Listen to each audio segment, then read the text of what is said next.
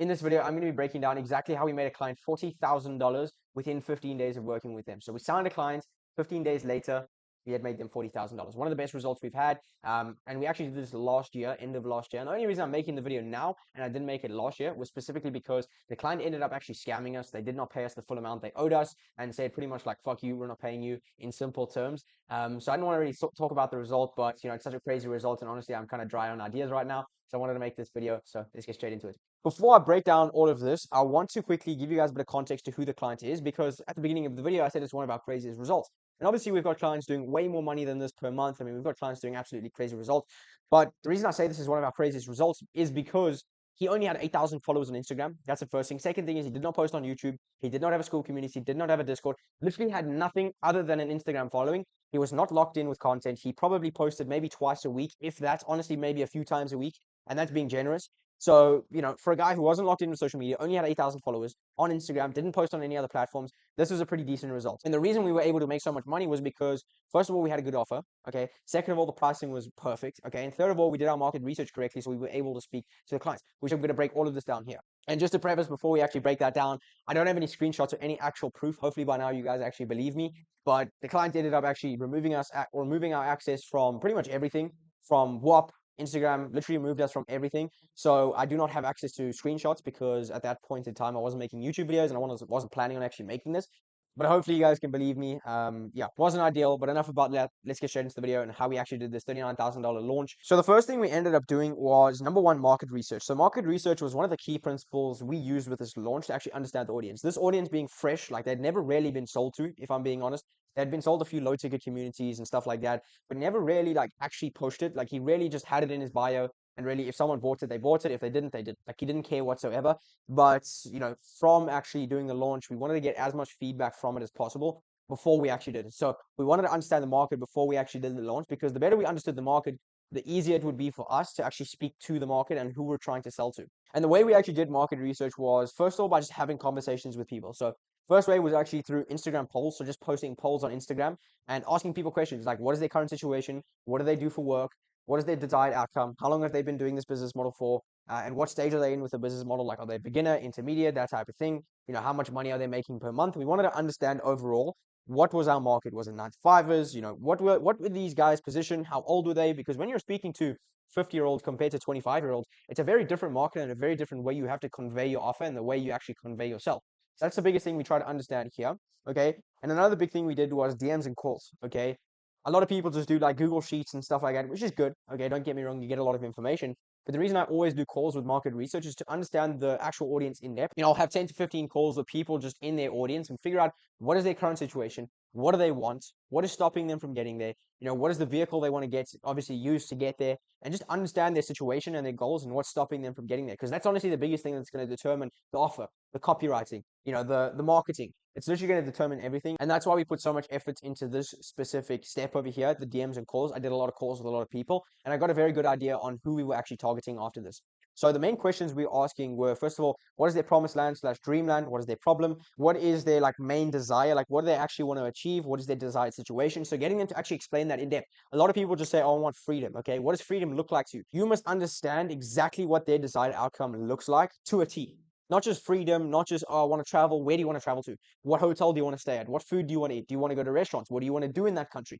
Get an understanding for their specific ideal situation. Okay, then you want to figure out the gap. Like, what stopped them from taking the jump? What stopped them from getting there? You want to understand exactly what the gap is right now, so you can kind of be the person who's going to fill that gap. Okay, from there, you need to understand your unique selling proposition, because at the end of the day, sometimes we don't see it as marketers. Sometimes we don't see it as people who have been in the business for quite a while. Okay, so asking your audience, what do you think makes us different? One of the biggest levers you can actually pull on, because if you can understand from their position what makes you different, you can just lean into that more, and then more people are going to be attracted to that, obviously. And it's obviously going to be your USP. Okay, so understand what makes you different.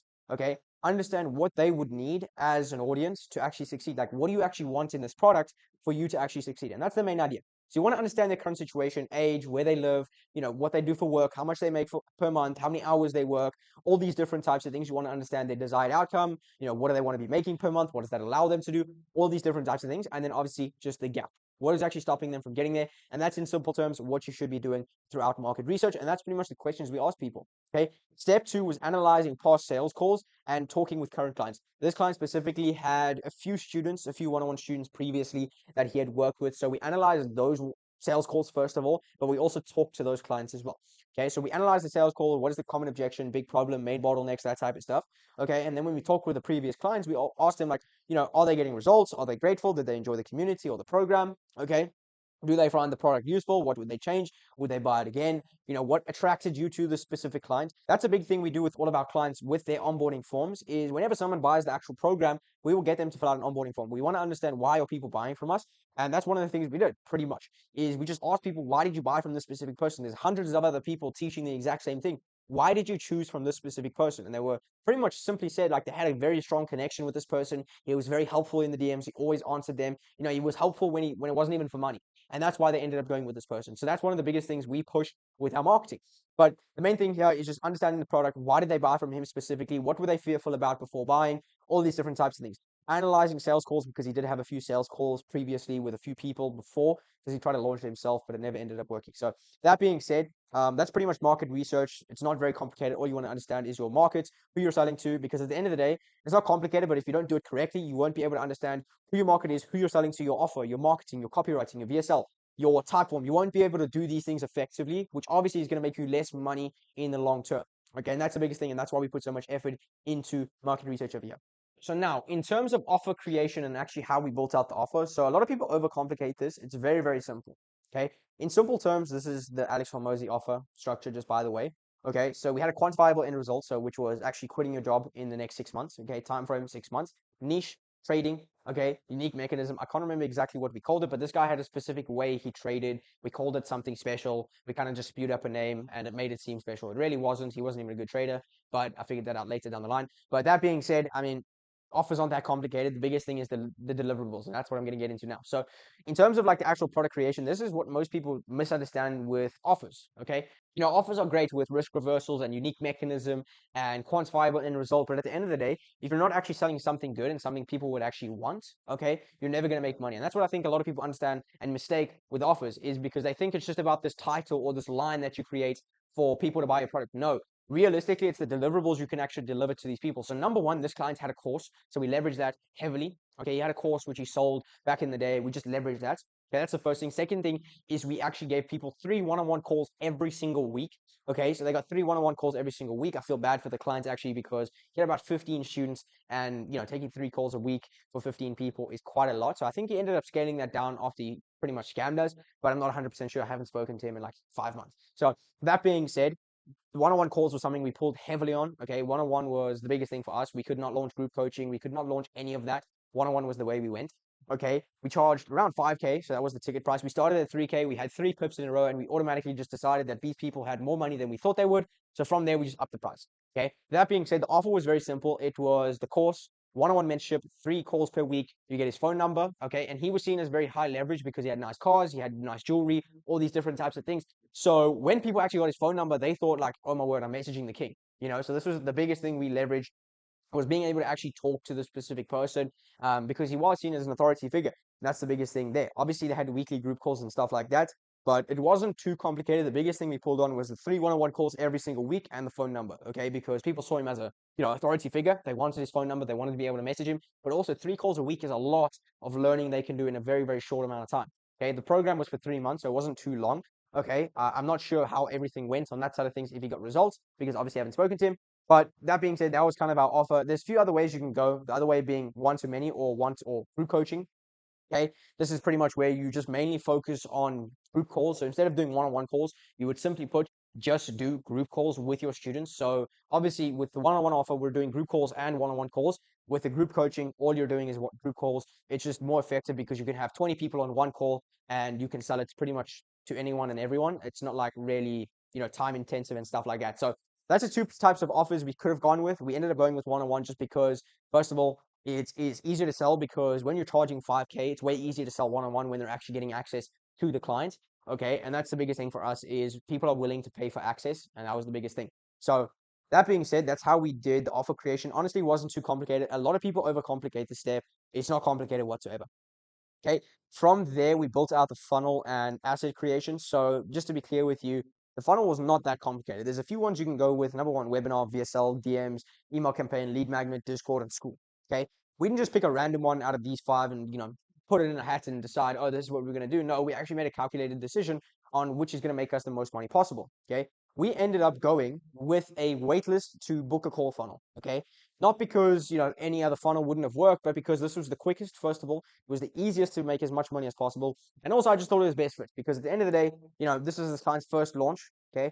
They had no idea how to pitch a product. We could have done a webinar. Yes, webinars are great. They're crushing right now. We got a client doing a webinar right now. But this guy could not pitch for shit. He, rarely was on social media, didn't do much talking live. And I didn't think it was great for the specific clients to go live in front of like 100 or 200 people and then do a pitch which we really had no control over. So that was the biggest thing, is I wanted to keep control because I didn't have confidence in him actually pitching the product. So that's the first thing. Second thing is we wanted to get all the warm leads in one place. Okay. With the waitlist funnel, the biggest thing you're doing is you're converting all your warm leads early. And that's the biggest thing, is we got all the warm leads into a specific place and then converted them from there. Okay. So we're not relying on the algorithm pushing our content on that specific day when we do the launch for us to make money. Okay. We're relying on it to push the content to that specific person to join the waitlist over a few-day period. And then from there, we have them. We've got the information. If we want to call them, we can call them. If we want to email them, we can email them. And that's the biggest thing for us, is we wanted to congregate all of the warmest leads in one place. And then anyone who kind of just came through would come through, obviously, through Instagram. I'll break that down later. But the reason we did it was, first of all, because it was the client's first launch. I thought he could not pitch a webinar whatsoever. Okay, we wanted to get the warm leads into one place as much as possible, okay, to actually have control over where the leads are. Because if we didn't have control over where the leads were and we just like hyped it up, launched it, and relied on the algorithm to push our story sequences, it wouldn't have worked that great. Another reason we did it is because it was the easiest and fastest funnel to set up. It was one day, I had the funnel set up, I had the automation set up, I had everything pretty much set up, I had scripted out the VSL, everything was done very, very quickly. And that's the biggest thing here, is it was very simple to set up. Okay, and it was the most effective way to actually convert these leads. These leads being very, very cold and not understanding exactly what we were doing here gave us an advantage because we had the sales process to fall back on and actually educate them throughout the sales process. So that's the biggest thing here. And that's why we actually ended up running the waitlist to a book a call funnel. Okay. From there, in terms of the actual launch sequence and how the actual launch looked. So everything was done through Instagram, just to preface. Like, we didn't have any other platforms, as I said in the beginning. Everything was done off of Instagram. He didn't have a Discord. He had like 20 people in a Discord, but those were like previous people who had paid him. But really had no sort of community built up. We literally relied on the Instagram story sequences and getting people into the waitlist. So the main idea of doing this launch is to generate hype. You can kind of think of it as launching a movie. Whenever people launch a movie, or companies launch a movie, they always do some sort of trailer. They always like throw little teasers out there. They always do this hype up period before they actually launch it. And that's exactly what we did here, is we tried to hype up the product as much as possible, give people a few little teasers throughout a 3 to 5 day window. And then after that, we launched it because they're at peak awareness. They understand what we're selling. Okay. But not only that, they want our product. When people are excited about something, they're more willing to take action. And that's the biggest thing we did here, is we literally just generated hype and anticipation. And the more hype you build, the better your launch is going to go, obviously. Okay. So now, in terms of pre-launch, it was very, very simple. So day one was a story sequence and changing all the links in the description to actually join the waitlist. Okay. We also made a post in his community saying like, yo guys, we're going to be launching this X thing on X date. If you want to join early, here's the link, join up now. Okay. That was pretty much just a link to the waitlist. As I said, not many people came from this, just because it was only 20 people, and we only made like 2 or 3 posts in it, just because the client preferred not to pressure these people into buying something since they had already bought. If it was up to me, I would have blasted these guys with emails, posts in the Discord, all that type of stuff. But at the end of the day, we had to listen to what he wanted. So yeah, on day one, it was very, very simple. All we did was say big things are coming, and drop the countdown. And the countdown was for the next day. So in simple terms, we were just trying to create a bit of hype for what was actually happening tomorrow. People had no idea, obviously, what we were doing. So we wanted to kind of like build the anticipation before we even announced anything, if that makes sense. So in terms of what we did for day 2 to 4, it's honestly very simple. So number one, we talk about what we're actually launching. So giving them hints and actually giving them a bit of context to what we're actually doing. Okay. We are doing a Q&A, so understanding exactly what people want to understand, the questions they have about the product we're launching, and then build up hype. That's the biggest thing here. So day 2, reveal what we are specifically launching on a specific date. Okay, day 3, Q&A. Day 4, hype up launch for the day after that. Okay, all of this was pushed into a waitlist. What I mean by waitlist is literally just a WhatsApp community. Okay, very simply put, it is the easiest and most efficient way to actually congregate your warmest leads, because at the end of the day, as I said earlier, we don't want to rely on the algorithm to push our, launch date or our launch link or whatever it may be on a specific date for us to make money. We want to collect all the warm leads at one time through over these 3 days, okay? And then from there, get them in one place where we can message them, call them, email them anytime we want. So we have access and control over those leads. So I'd recommend anyone do any sort of waitlist if they are thinking about doing any sort of launch like this. It's just the easiest way to do it. And, obviously you're going to congregate your warmest leads in one place. So that's always good. But honestly, this is not very complicated. The biggest idea here is just warming it up, okay? On launch day, what we did was post a story sequence. So Instagram story sequence, post in the Discord, announcing that they could join, okay, and announcing to the waitlist members, okay. On day 4, so the day before launch, we actually gave the waitlist members early access. The reason we did that was because we actually pitched it like that. We said, join the waitlist for early access on the Instagram and in the Discord. Okay, so we actually launched it the day before this inside of the WhatsApp group community or the WhatsApp group. Obviously, that would be our waitlist. Okay, and we also posted another announcement on launch day explaining that there was a few spots left, obviously. Okay, so that being said, we obviously posted an Instagram story sequence. We obviously posted in Discord, explaining what the product is, kind of going through what we're launching, how they can get access, DMing a CTA to actually get access to what we're selling. So simply put, that's what we did on launch day. I'll go through what the actual story sequence looked like in a bit. But now we actually had a post-launch period. So after we'd actually launched and made this initial story sequence and announced what we're actually giving people access to, we had a 2 or 3 day period where we post-launch pretty much. In simple terms, what we were doing here is creating scarcity, and that's it. Like, all it was scarcity. There's X amount of spots left. We've got X amount of time left. This is the last time you're ever gonna have access to me. That was the framing for post launch.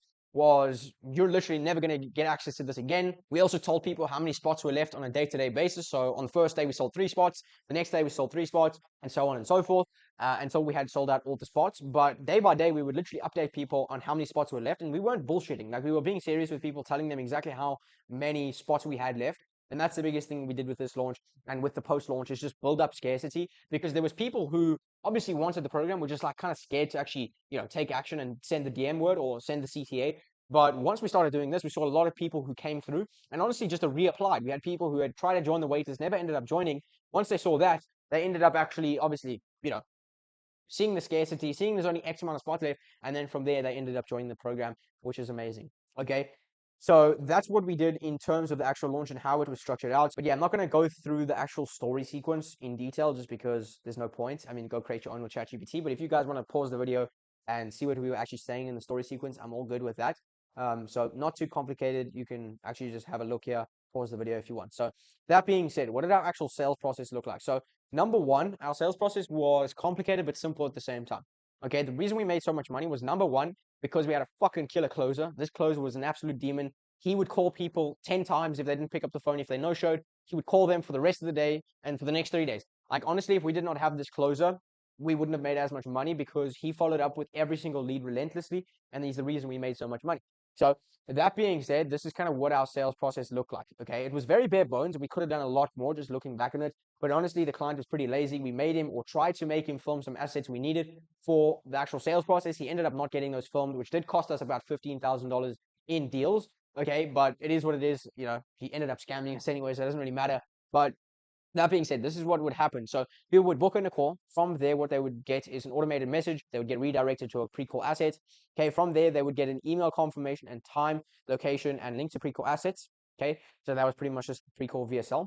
From there, they would get email and text reminders 48 hours before, 24 hours before, 12 hours before, 6 hours before, 1 hour before, 15 hours before, 15 minutes before, and right before the call, literally 5 minutes. Okay, that was all done through Calendly, so it wasn't anything like super technical. But now, in terms of our manual action, so when people actually booked in a call, what we would do is actually call and confirm the actual call to make sure, first of all, this person's real, make sure they're going to show up, and make sure they had the money. Okay, people bullshit you on Typeform, so the biggest thing you want to do is actually confirm that they have the money, and that's the thing we did here, is we confirmed that these people were real, they had intent, they wanted to buy the product, and they actually had money. Okay, and that's the biggest thing we do on that specific call. In other videos, I've broken down the exact scripts we use. It's pretty much the same script for every single client, just changing around the offer and stuff like that. But if you want to check that out, watch a few other videos. But that being said, once we had actually confirmed them, what we would do is send over the VSL in the DMs or WhatsApp. So if they had WhatsApp, perfect. If they didn't, we would just send it in the DMs. Okay. The reason this is honestly very bare bones is because, as I said, the client didn't give us many resources to use to actually warm up prospects. We literally had the VSL and the pre-call VSL, and that is it. Normally with other clients, we have 6 to 8 videos we would send to each person who books in a call. And that's what we use as pre-call assets. But with this guy, he ended up not filming the pre-call assets, which did cost us money, as I said. Very bare bones as well. So 3 hours before we would send them a message, 1 hour before we would call them. and then 15 minutes before we would message them, 5 hours before we would message them. If they had confirmed at the hour mark, we would just leave these 2 15 and 5 minute calls out and messages out, just because there's no point in annoying people to show up. I mean, if they've confirmed an hour before, the likelihood is they're going to show up. If they didn't, obviously we would relentlessly follow up with them. Okay. Now, what happens is they did not book in a call. Okay. What we would do is, first of all, have a value driven email sequence that would go over like a few day period. So number one, a value email. Number two, a CTA email. Number three, a testimonial email. Number four, a CTA email. Number five, a transformation email and your transformation email. So actually walking them through what the client did to get to that specific result and their desired outcome.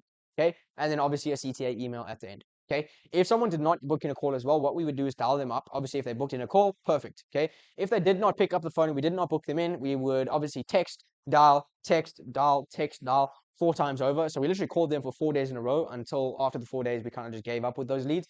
But that being said, that's kind of what our sales process looked like. But yeah, honestly, not complicated whatsoever. As I said before I got into the sales process, we could have done a lot better. We left a lot of money on the table with this type of sales process. If we had more assets, we would have closed more people 100%. We would have made a lot more money. But, it's give and take at the end of the day. You got to deal with what you got to deal with. So, yeah.